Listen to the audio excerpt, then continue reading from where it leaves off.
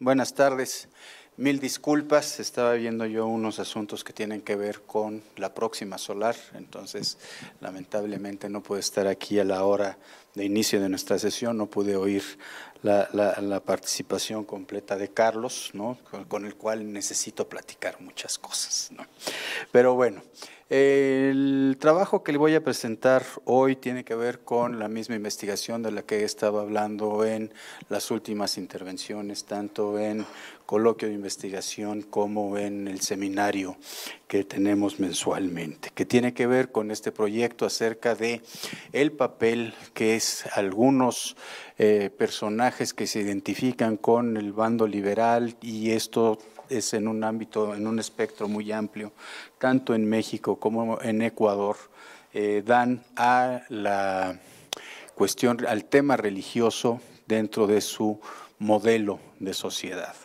Lo que, si ustedes recuerdan, algunas de las cosas sobre las que he platicado es que este tema de la religiosidad tiene un elemento muy importante, aún fuera del ámbito meramente eclesiástico. El tema de la religiosidad tiene que ver con la conformación de un proyecto cultural que hable de cómo se van conformando valores, cómo se van conformando actitudes dentro de la sociedad en relación con un nuevo modelo político, social y económico que se intenta establecer en los países latinoamericanos a raíz de la independencia de España. El día de hoy voy a hablar sobre un personaje que es muy importante en este contexto, en este proyecto. En realidad, bueno, es tan importante que prácticamente puedo decir que es el que le dio sentido a mi idea original sobre este estudio. Se trata de Vicente Rocafuerte. Vicente Rocafuerte fue un personaje muy conocido en el periodo de la independencia y de la postindependencia en el ámbito americano, en el ámbito, bueno, él nació en Guayaquil cuando todavía el Ecuador no existía como un país. Él pertenecía a toda esta, a esta entidad política que se irá conformando como la Gran Colombia o la Nueva Granada en un momento determinado, pero es uno de estos personajes que marcan la transición entre la vida en el ámbito colonial y el proceso de creación de las nuevas naciones hispanoamericanas. Vicente Rocafuerte fue uno de estos jóvenes ricos que fue a España, fue a Europa a formarse y en donde adquirió una serie de valores muy dentro del ámbito liberal, pero más que estos valores dentro del ámbito liberal también tuvo que ver la creación de una enorme cantidad de contactos, de conocimientos, podríamos decirlo así, de la formación de una red de amigos que serán algunos de los próceres de las luchas de independencia. Por ejemplo, él cuando estaba estudiando allá en Europa se hizo amigo de un señor de nombre Simón Bolívar y fue parte del grupo que estuvo trabajando con él, y aunque después ya se pelearon, en alguna carta Bolívar dice, pues fuimos muy amigos cuando éramos jóvenes y ahora ya me odia tremendamente y no sé qué le pasó, se ha vuelto un personaje pues muy poco deseable en ámbitos políticos, dice Simón Bolívar en un momento determinado. ¿Qué es lo que sucede cuáles son las expresiones del trabajo de Vicente Rocafuerte desde esas épocas? Bueno, él siendo hijo de una familia cacautera, en aquel momento las dos grandes áreas de producción del cacao en América eran por una parte Venezuela y por otra parte Guayaquil. Él hereda una enorme cantidad de propiedades allá en Guayaquil, se vincula con la élite económica de la región y él resultará electo representante de su población, de su ciudad Guayaquil, al Congreso que terminará siendo las Cortes de Cádiz. Él va representando a Guayaquil, va representando los intereses de Guayaquil a las famosas Cortes de Cádiz convocadas en 1812, que están buscando de alguna manera restablecer la legitimidad en el poder, en el gobierno, en el Imperio Español. Él, por supuesto, se asocia al bando, por una parte americano, por otra parte liberal. Entonces ellos van a estar planteando una serie de reivindicaciones que tienen que ver con el mayor reconocimiento de la América hispana como una parte integral, como una parte central del Imperio Español. Es tan radical él que cuando llega el cierre, la clausura de las Cortes de Cádiz, si no me recuerdo es en 1814, a manos de un obispo poblano, José Joaquín Pérez Martínez, él será perseguido político, tendrá que, alguien le da el pitazo de que es de los que van a ser apresados por órdenes de Fernando VII y huye y se esconde durante algunos años. Para 1817 está de regreso en Guayaquil, pero que en donde está trabajando en cuestiones de sus empresas agrícolas, pero para 1821, 1822 lo encontramos misteriosamente en Filadelfia trabajando en contra de Agustín de Iturbide, y él tendrá ahí un periodo muy interesante alrededor de 1822, 1823,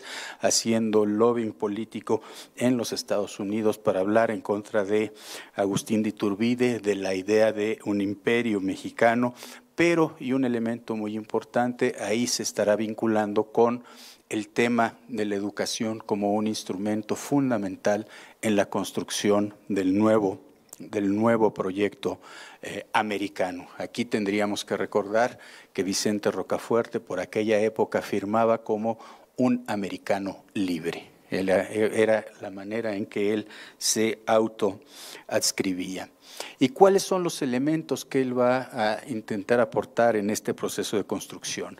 En ese momento empieza a vincularse con la idea de la educación como un instrumento central en la construcción de los valores cívicos de las nuevas repúblicas. En aquel momento él es todavía un republicano radical y siente, él plantea que la construcción de las instituciones republicanas tienen que pasar por la construcción de los valores cívicos, y la construcción de los valores cívicos tiene que pasar necesariamente por la educación, es lo que él argumenta.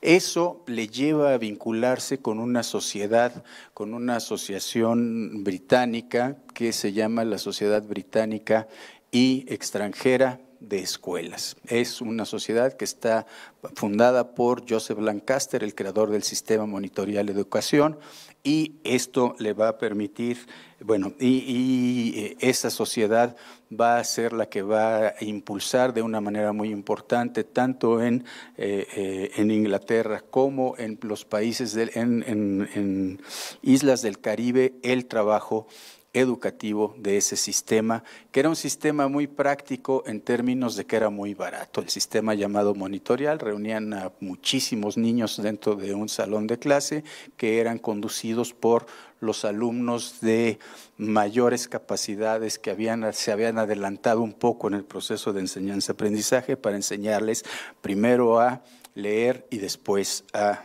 escribir. Se hace miembro de esta sociedad, Vicente Rocafuerte, empieza a trabajar con ellos. Es ahí cuando lee uno las actas de esta sociedad, ve uno cómo él muy claramente ya está trabajando en ámbitos, en términos de crear un espacio político para este proceso educativo. Y digamos que una muestra muy interesante de eso será que en algún momento, ya para 1826, si no me recuerdo, él hará un pronunciamiento que hará llegar al Congreso de Tacubaya para que se asuman los valores, para que se asuma el trabajo de la sociedad escolar británica y extranjera, es la traducción que se utiliza normalmente como un instrumento para creación de escuelas en la América hispana. Aquí tendríamos que recordar, en función de lo que ya hemos platicado en algún otro coloquio, que al mismo tiempo esta misma sociedad está desarrollando un trabajo, ha enviado a un agente para impulsar esto, y este agente se ha puesto en contacto con algunos de los gobiernos ya independientes en América Latina para desarrollar el sistema monitorial de enseñanza. Entonces, ahí hay un primer elemento de cómo Vicente Rocafuerte está asumiendo como parte fundamental de su proyecto político esta parte de un proyecto cultural. Pero hay otra parte de su proyecto cultural en relación con su proyecto político, y esto tiene que ver con, él era impresionantemente hábil para ubicarse en términos políticos. Y entonces él desde 1824 es enviado a Inglaterra como el segundo de a bordo de la representación mexicana en ese país, una representación que era internacionalmente en ese momento la más importante para México. Y él desde ahí hace varias tareas interesantes, varias tareas muy importantes. Una de ellas hace un esfuerzo diplomático muy interesante para ir generando vínculos entre México y varios países europeos, pero por otra parte él asume dos tareas muy importantes en términos educativos, en términos culturales. Por una parte se asocia con un impresor alemán radicado en Inglaterra para generar elementos, para generar materiales que se consideraban muy necesarios para formar los cuadros que conformen los nuevos gobiernos latinoamericanos después de la independencia. ¿Y qué es lo que van a generar? Algo que coloquialmente se conoce como los catecismos de Ackerman, que son manuales que tienen que ver con enseñanza de la ciencia económica, con enseñanza de cómo trabajar la tierra, cómo generar empresas productivas en términos económicos desde el campo, varias series de elementos así, hasta un manual de una teología que se hace llamar práctica, ¿no? Y todo esto es un esfuerzo muy interesante. Él participa en el financiamiento de las impresiones de Ackerman para que estos manuales puedan ser distribuidos en los distintos países latinoamericanos, algo que sí se llega a hacer. Pero además de esto, él empezará a financiar y será uno de los, no creo que sea el iniciador, pero ya una muy temprana expresión de esta política de subvención a las publicaciones, y él canalizará recursos vía la compra de una buena cantidad de suscripciones de los socios de Los Españoles, que es un periódico que está publicando los refugiados liberales en Inglaterra para promover justamente sus ideas liberales. Entonces ahí hay dos empresas importantes en las que él está metido, como, quiero insistir en esto, como proyectos culturales que sostienen el proyecto de construcción de regímenes republicanos en la América hispánica. Bien, después de esto, cuando él regresa a México, se convertirá en un ferviente defensor de la tolerancia religiosa, nuevamente como un instrumento político. En aquel momento, toda discusión, toda expresión pública, toda expresión publicada acerca de temas religiosos era condenado. Y entonces él dice, no, yo no estoy hablando de religión en términos religiosos, yo no estoy cuestionando la práctica de fe, lo que yo estoy cuestionando es el uso político de la religión, y estoy proponiendo que la religión puede proveer de valores para tener una sociedad con mayores libertades. Eso es en 1830, cuando es defenestrado el gobierno de Valentín Gómez Farías, empieza una persecución a algunos de los liberales importantes, y él tendrá que salir huyendo vía Acapulco para regresar a Guayaquil, que en ese momento ya se ha convertido en la República del Ecuador. Aquí uno de los temas interesantes y bastante misteriosos es que él llegará a Ecuador a convertirse en la cabeza de un movimiento revolucionario en contra del general Juan José Flores, que se llamará el movimiento de los Chihuahuas. Esto se conoce, si ustedes leen cualquier libro de texto de historia del Ecuador, encontrarán que hay una rebelión de los Chihuahuas.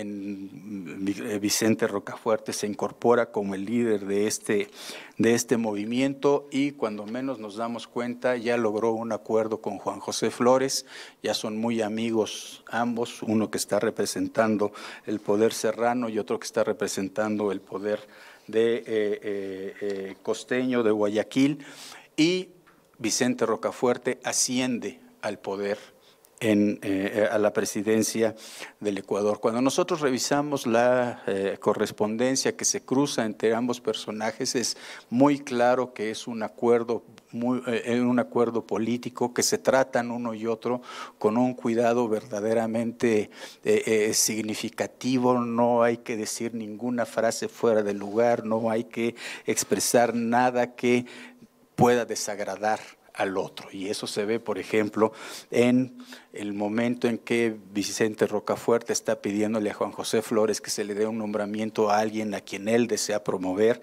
y entonces le habla así muy bien de este personaje, y es muy claro que Juan José Flores no lo quiere recibir. Pero bueno, eso es anecdótico. Lo que me interesa en términos de proyecto educativo de Vicente Rocafuerte es que como presidente asume una serie de tareas en pro de fomentar la educación.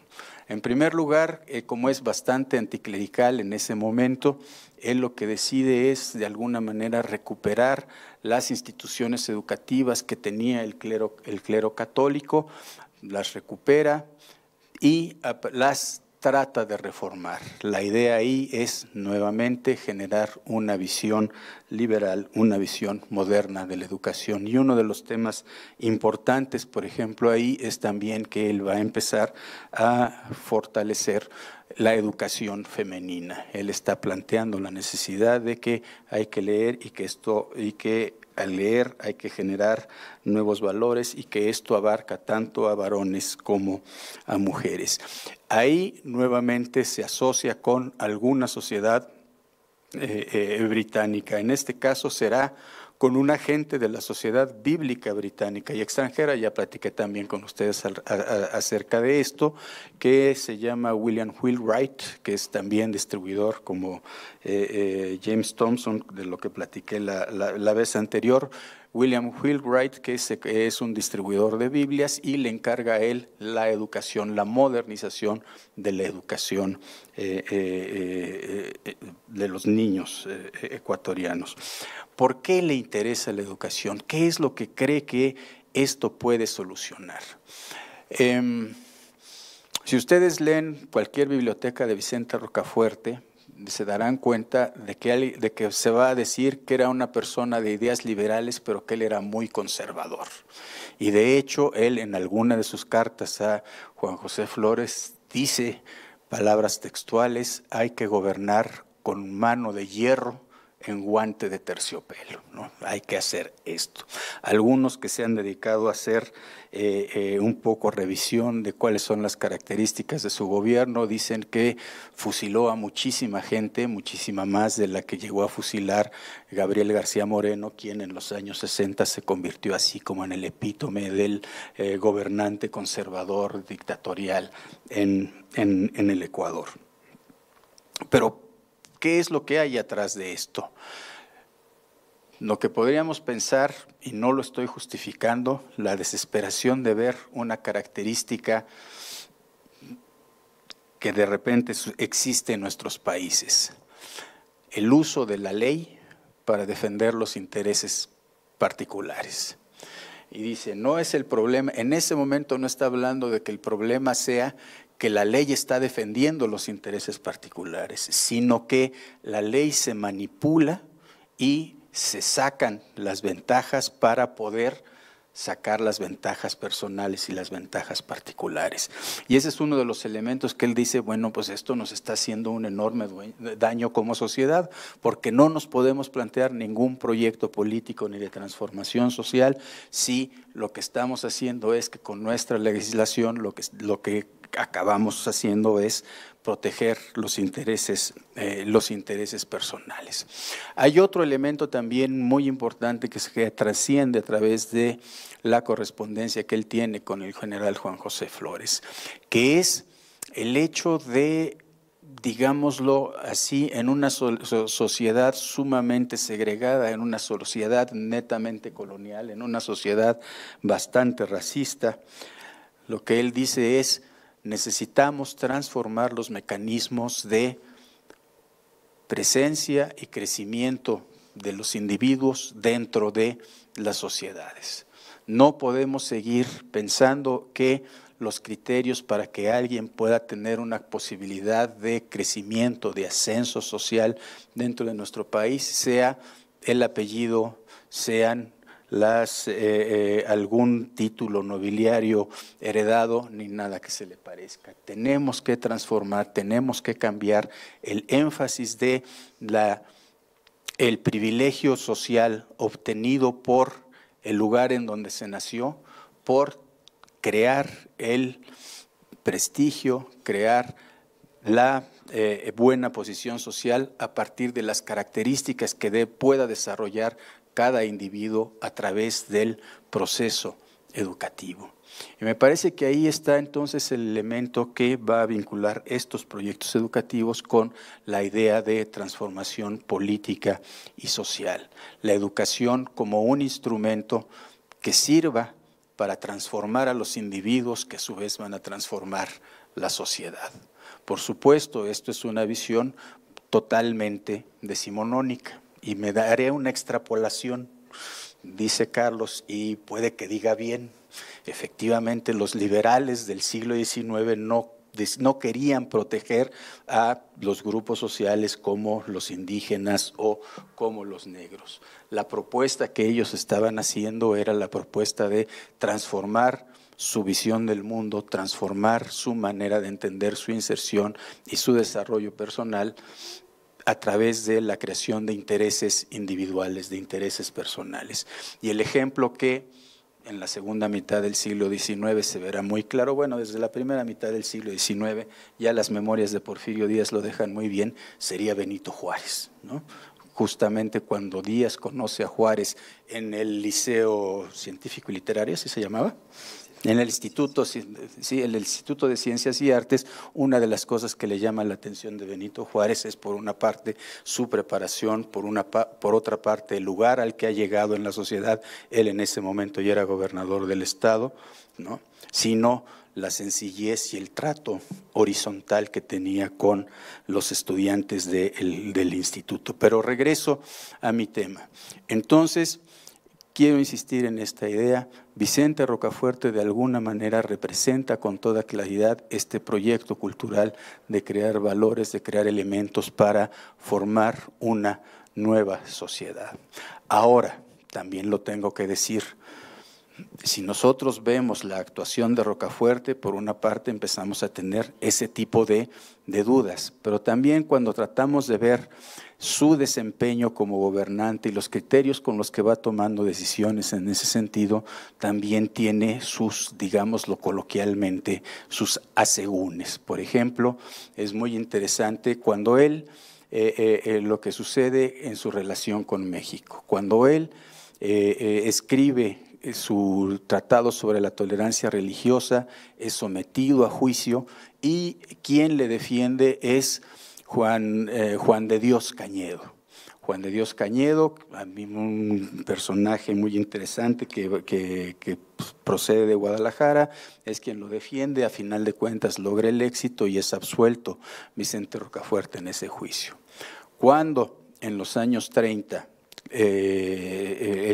Lucas Alamán, como la mente maestra del gobierno mexicano, envía a Juan de Dios Cañedo a tratar de negociar unos convenios de libertad de comercio y generar mayores vínculos con los países andinos fundamentalmente.